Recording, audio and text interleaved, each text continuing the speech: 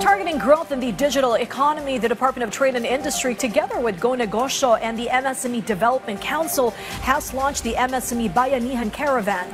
The nationwide initiative aims to equip small businesses with mentorship, market access, and financing, highlighting e-commerce and social media as tools for expansion, particularly in far-flung provinces. Denise Osorio provides us the details. In this digital age, having a good product simply isn't enough. It also needs to make an impression online. Hence, the Department of Trade and Industry, in collaboration with Go Negosyo and the Micro, Small and Medium Enterprise Development Council, is championing e-commerce and digital tools through its MSME Bayanihan Caravan, a much-needed lifeline for small business owners, particularly in far-flung provinces. The initiative aims to provide MSMEs access to what Go Negosyo calls the 3 M's: mentorship, market, and money, the essential ingredients for business success. So yung mga mentors talaga, nagwa-one-on-one eh. So yung 3MO wheels ng Go Negosyo, mentorship, money, and market, yan ang pinaka-importanting M eh. May pera, may mentor, at may market eh. Kung wala ang tatlong M, hindi ka magiging successful na negosyante. With the rise of social media platforms, it's now far more affordable for entrepreneurs to promote their products.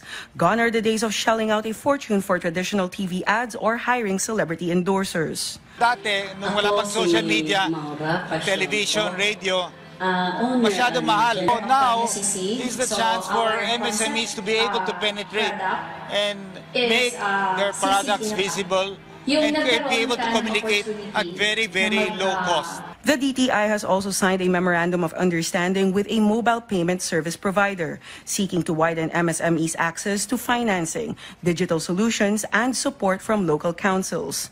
The DTI stresses that money isn't the only hurdle.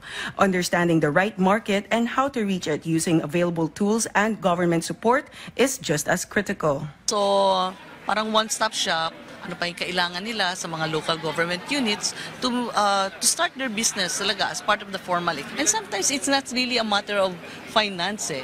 Minsan it's really, ano ba yung market? Ano ba yung kailangan ng market? Yun para, it's not what I want dahil ako ang magninegosyo.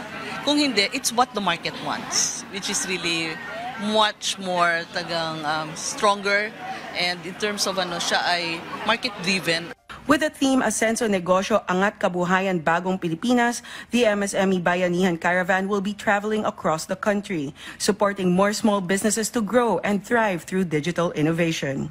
Denise Osorio for the National Television Network for a new and better Philippines.